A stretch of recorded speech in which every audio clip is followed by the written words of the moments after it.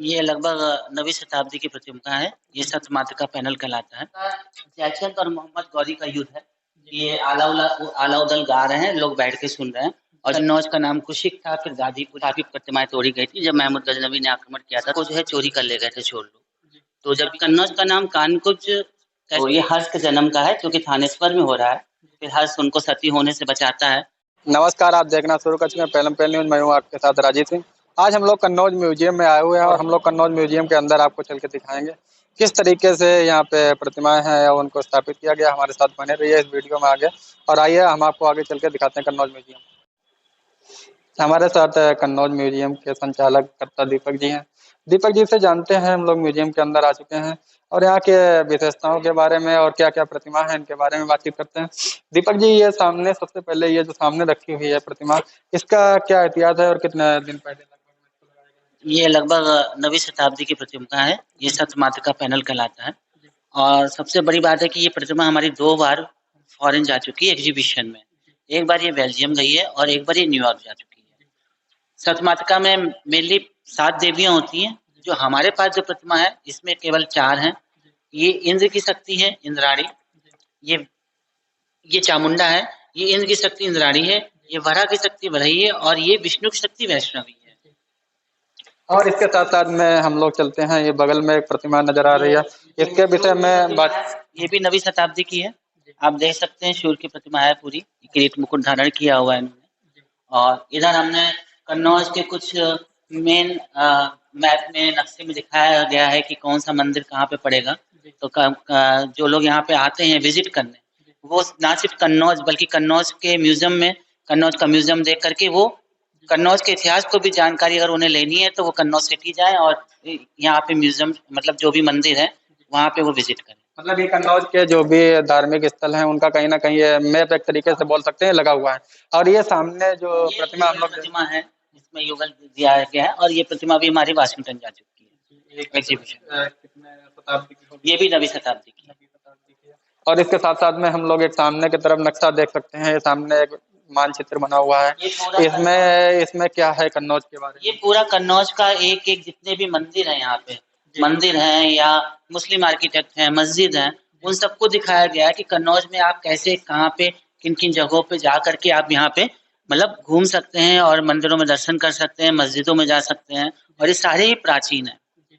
और इसके बगल में ये जो प्रतिमा जो है खंडित रखी हुई है, इसके बारे में आपने एक दिखाया भी है कन्नौज के प्राचीन नाम, कि पहले कन्नौज का नाम कुशिक था, फिर गाजीपुरी हुआ, फिर गांधीनगर, फिर कुशस्थली, फिर कुसुमपुर, फिर इंद्रपुर, फिर महोदया, फिर कन्याकुब्ज, फिर कानकुब्ज, फिर कन्नौज, फिर कन्नौज। ये कहीं ना कहीं ये जो कन्नौज के प्राचीन नाम है उनकी लिस्ट लगी हुई है। ये एक चावल धारनी की प्रतिमा है जो 11वीं शताब्दी की है। और इसमें ये चावल धारनी जिसने हाथ में चावल रखा हुआ है। आपको पता होगा जो देवी देवताओं या राजा महाराजाओं के पीछे बैठे रहते हैं, पंखा डोलते हैं, चावल जैसी चीज लेते हैं, वही चावल धारनी। हम लोग ऊपर की तरफ चलते हैं और ऊपर की तरफ दिखाने का हम लोग प्रयास करते हैं। सामने की तरफ पे अगर आएंगे तो ये सामने जीना है और इसके माध्यम से हम लोग जाते हैं तो आगे ये कहीं ना कहीं एक चित्र सा बना दर्शाया गया है। और इसके ऊपर भी हम लोग चलते हैं। इसके ऊपर सर किन किन लोगों की क्या क्या है? इसमें कन्नौज से जो प्रथम तल है, इसमें कन्नौज से प्राप्त सारी मूर्तियों और मृत भांडों मतलब मिट्टी के बर्तन और जो भी टेराकोटा है मिट्टी की बनी हुई मूर्तियां, उनको दर्शाया गया है। ये पूरा दिखाया गया कि जो कन्नौज का जो एक टीला कहलाया जाता है, जयचंद का किला कहलाते हैं लोग कहते हैं उनको, उसमें जब उत्खनन हुआ था तो वो करीब 1955 में किया गया था। ठीक है। और क्या क्या हमको वहां से मिलते हैं ये पूरे उसमें लिस्ट दिया हुआ है कि चित्ती दूसर पाठ परंपरा है, मौर्य काल है, शुंग काल है, कुषाण काल है, गुप्त काल है, उत्तर गुप्त काल है। मतलब कन्नौज लगातार आपका अगर हम देखें तो पीजीडब्ल्यू, इसको हम लोग इंग्लिश में पीजीडब्ल्यू कहते हैं, तब से लेकर अभी तक ये हमेशा जो है इसमें लोग आते रहे हैं, बसते रहे हैं। और एक सभ्यता नष्ट हुई, दूसरी आई, दूसरी नष्ट हुई, तीसरी आई। इस तरह से कन्नौज लगातार जो है सभ्यताओं से भरा रहा है और हमें सब कुछ सीरियल से यहाँ पे मिल जाता है। और सबसे खास बात है कि जो मूर्तियां यहाँ पे हैं या जो भी टेराकोटा है वो कहीं बाहर से नहीं लाई गई, वो सारी कन्नौज से, सारी कन्नौज। चलिए हम लोग ऊपर की तरफ चलते हैं और ऊपर की तरफ देखते हैं क्या क्या मूर्तियां हैं। हम लोग ऊपर की तरफ आ चुके हैं। सामने ये जो गड़ा सा नजर आ रहा है, ये इसके विषय में क्या है? असल में कुषाण काल का है, कुषाण कालीन है। और ये इसमें वाटर पानी को स्टोर किया जाता था। क्योंकि पहले के ज़माने में जिस तरह से आज हम लोग टंकी यूज़ करते हैं, तो वो लोग पहले इस तरह के बड़े-बड़े घड़े बना करके नदियों से पानी ला करके इसमें स्टोर कर लेते थे और रोज़ के इस्तेमाल के लिए उसमें से पानी का इस्तेमाल करते थे। इधर की तरफ देखना चाहेंगे, यहाँ पे भी कुछ प्रतिमाएँ जो हैं उनको ये सारे हमारे टेराकोटा हैं। ये मौर्यन काल से चालू होता है, जिसकी डेट है 321 बीसी से। ये जो हमारे 2 शोकेस इसमें मौर्य काल के पूरा अवशेष रखे हुए हैं टेराकोटा।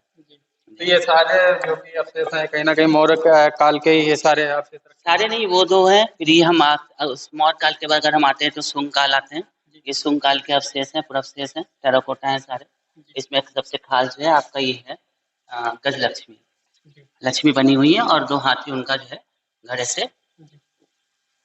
अच्छा, ये इसके बारे में एक चीज़ और जानना चाहेंगे, जैसे कि ये जो भी प्रतिमाएँ हैं, ये क्या कन्नौज में ही हैं या कन्नौज से कहीं से बाहर से भी लाई? नहीं, ये सारी कन्नौज की है, बाहर से कुछ नहीं है। फिर शुंग काल के बाद आते हैं तो हम कुषाण काल में आते हैं। इसकी खासियत ये है कि सारे हैंडमेड बने हुए हैं। ये जितने भी टेराकोटा हैं ये सारे हैंडमेड है कि उन्होंने मिट्टी का एक सर बनाया और नाक उन्होंने चुटकी से ऊँची कर दी या किसी नुकीली चीज़ से आँखों को उभार दिया, कट करके उन्होंने होठों को बना दिया। कुषाण काल की विशेषता ये है कि सारे जितने भी इसमें टेराकोटा मिलते हैं हमें सब हैंडमेड मिलते हैं।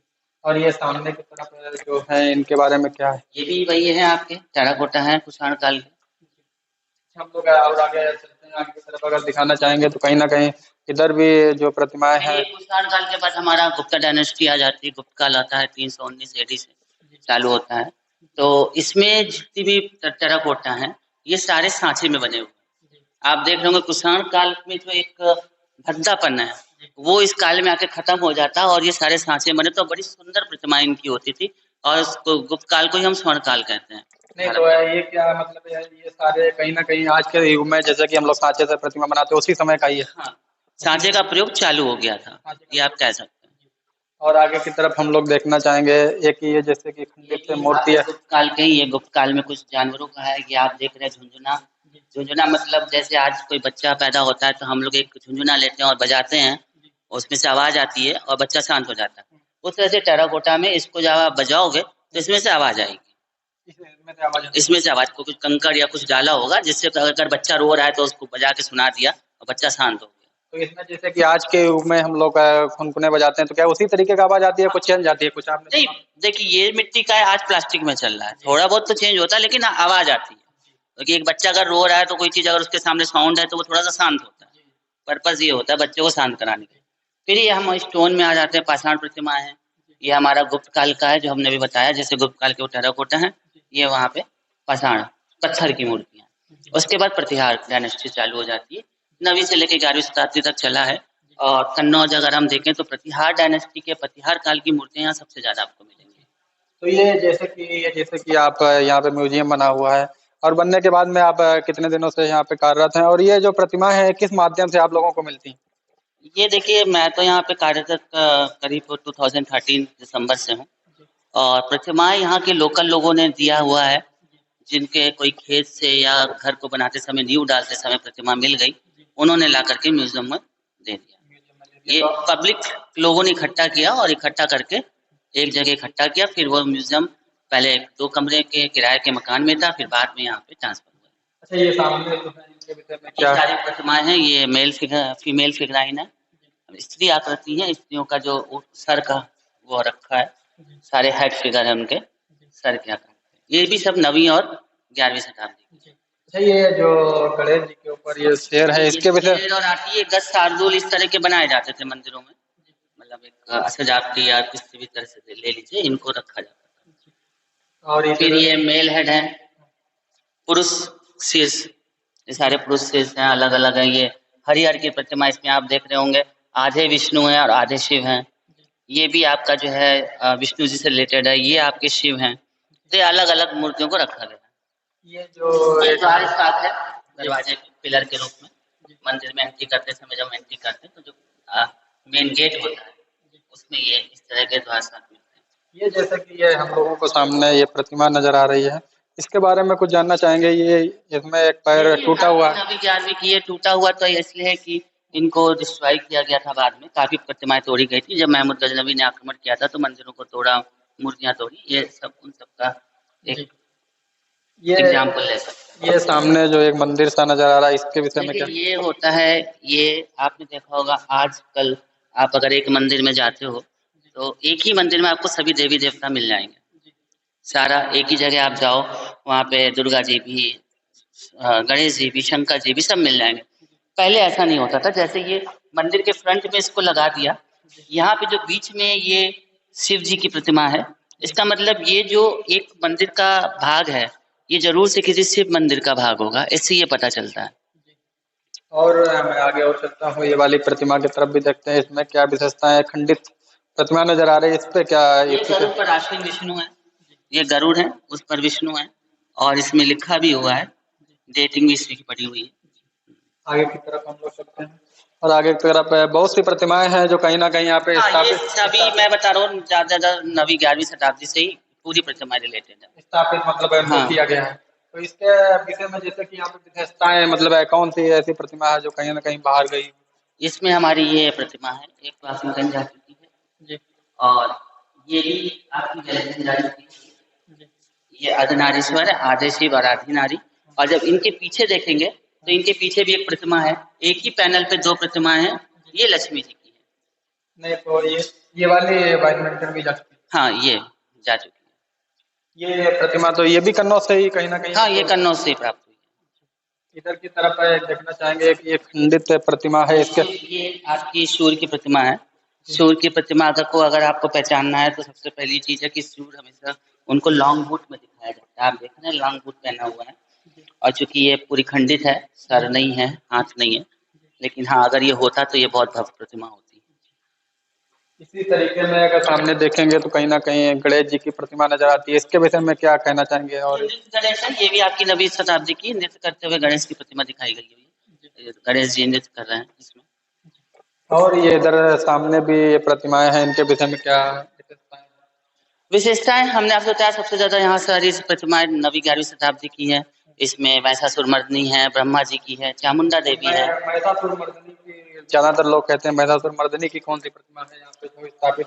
ये है, ये प्रतिमा है, ये कहीं से खंडित नहीं है, जी।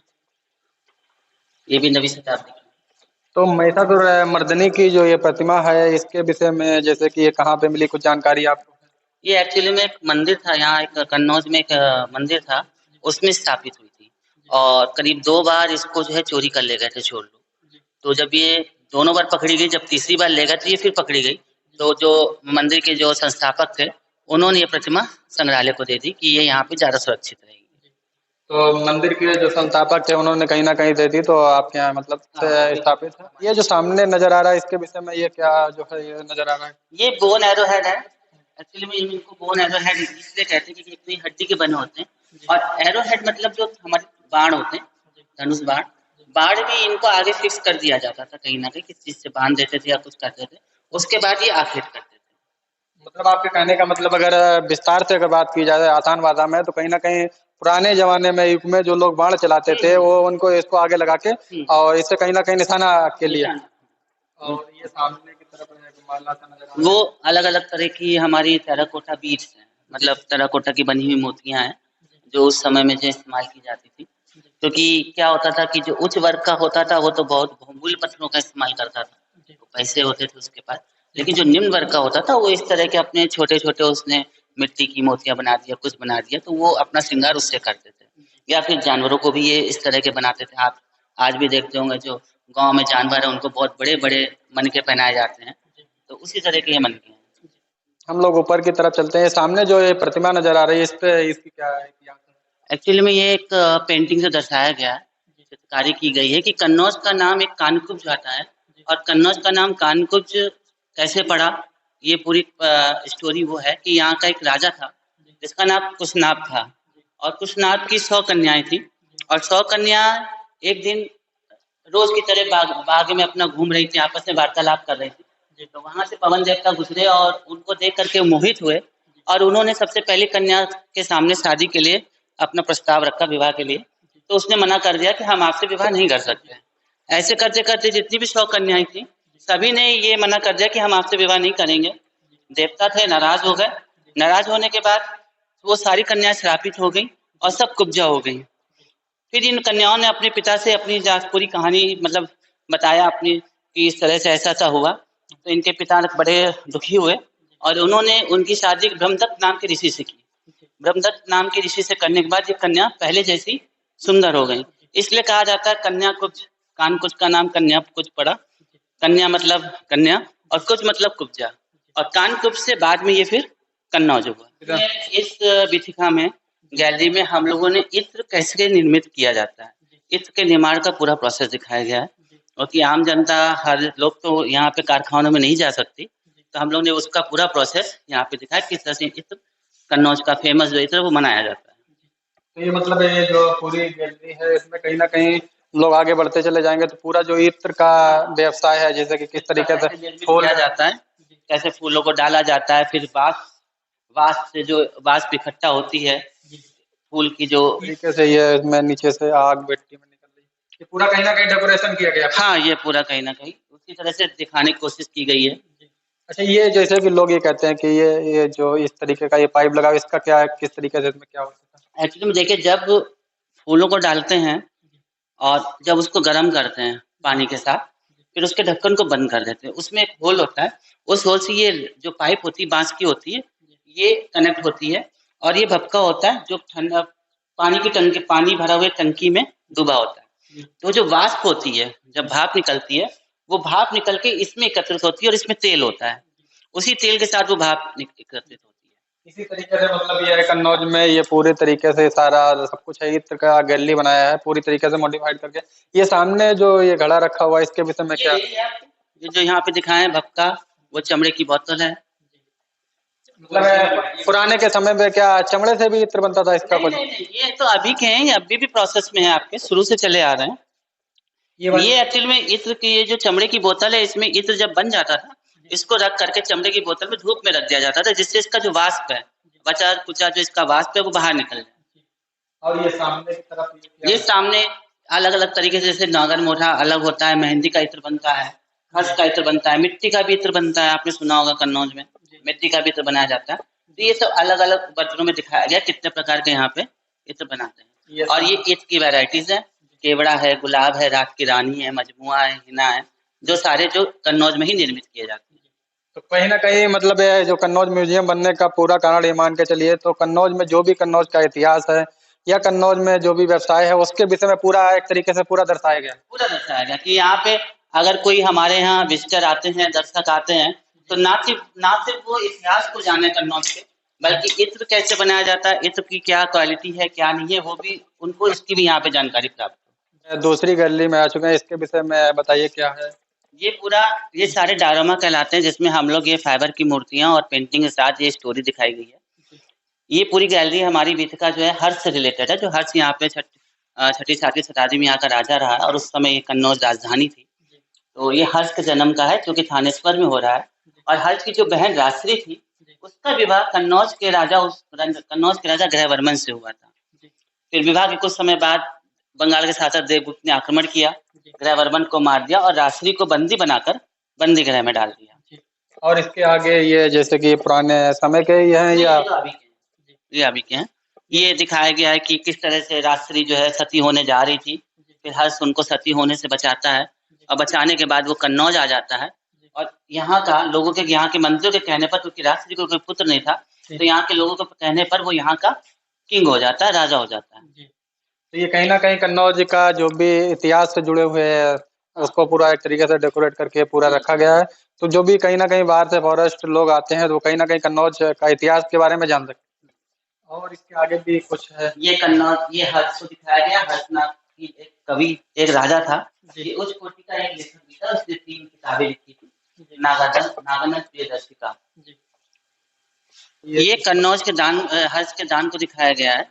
हर्ष एक बहुत बड़ा दानी था और ये हर छठे वर्ष में जाकर के कुंभ में जो भी इसका 6 वर्ष में राजस्व आता था, ये वहाँ सब कुछ जाकर के दान कर देता था। अगर आप कहें कि कुंभ का रिटर्न साक्ष्य कहाँ मिलता है, तो वो ह्वेनसांग के यात्रा विवरण में मिलता है, वृत्तांत में मिलता है कि उस समय भी कुंभ के मेले में ये जाते थे और अपना सब कुछ दान कर देते थे। फिर ये हमने पूरी गंगा आरती दिखाई हुई है कि किस तरह से गंगा आरती जो है आज भी प्रचलित है, पहले भी प्रचलित थी, गंगा आरती करते हुए दिखाया। मतलब कन्नौज से इतिहास से जुड़े हुई जो भी धरोहरें हैं कहीं न कहीं कन्नौज के म्यूज़ियम में उनको दर्शाया गया है पूरी तरीके से। अगर कन्नौज का भ्रमण करना चाहते हैं तो कन्नौज के म्यूजियम में अगर आगे कोई व्यक्ति विजिट करता है तो पूरी जानकारी मिल जी सकती जी है। जी, पूरी जानकारी। उसमें एंट्री करने के बाद में आप फर्स्ट में आते हैं, तो यहाँ पे इस गैलरी के विषय में बताइए, इस गैलरी में क्या है? देखिए, इस गैलरी में हमने 9वीं 11वीं शताब्दी के आसपास की पूरी दिखाई है कन्नौज का इतिहास। ये एक 9वीं से 11वीं शताब्दी में एक राजा हुआ है मिहिर भोज। ये उनकी प्रतिमा है। मिहिर भोज मतलब बहुत ही मतलब फेमस किंग हुआ है, विख्यात राजा हुआ है उस समय का। ये महमूद गजनवी का आक्रमण हुआ है जो 1018 में महमूद गजनवी ने यहाँ पे आक्रमण किया था, मंदिरों को और मूर्तियों को नुकसान पहुंचाया था। ये उसका पूरा सीन है। ये आपका जयचंद है। राजा जयचंद। जयचंद जयचंद बैठे हुए हैं, उनका दरबार लगा हुआ है। ये राजा जयचंद का पूरा दरबार है। हाँ। और कहीं ना कहीं राजा जयचंद को भी यहाँ पे मतलब स्थापित किया गया है। और इधर की तरफ अगर हम लोग नजर डालते हैं ये सामने, आपका जयचंद और मोहम्मद गौरी का युद्ध है, जिसमें जयचंद मारा गया था और युद्ध चंदावर, इटावा के पास चंदावर एक जगह पड़ती है, वहां पे हुआ था। और यहीं पे मोहम्मद गौरी ने जयचंद को मारा था। तो कहीं ना कहीं जब मोहम्मद गौरी ने मतलब भारत पे जो हमला किया था तो उस समय का ये जो है कन्नौज में जो भी हुआ था उसके विषय में दर्शाया। ये जो प्रतिमाएं ये लगी, आला उदल है, क्योंकि जयचंद के टाइम पे कुछ वर्षों तक आला उदल भी यहाँ पे रहे हैं। तो और आला उदल आपको पता ही है कि बहुत फेमस वो है, लोग गाथा गाते हैं। मतलब जब अलाउद्दीन को अपने राज से निष्कासित कर दिया गया था तो कन्नौज के राजा ने, कन्नौज के राजा जयचंद ने इनको कुछ वर्षों तक अपने राज्य में रखा था। तो ये उसी समय का ही। हाँ, ये आला उदल गा रहे हैं, लोग बैठ के सुन रहे हैं। और जो पेंटिंग में दिखाया गया है वो आला उदल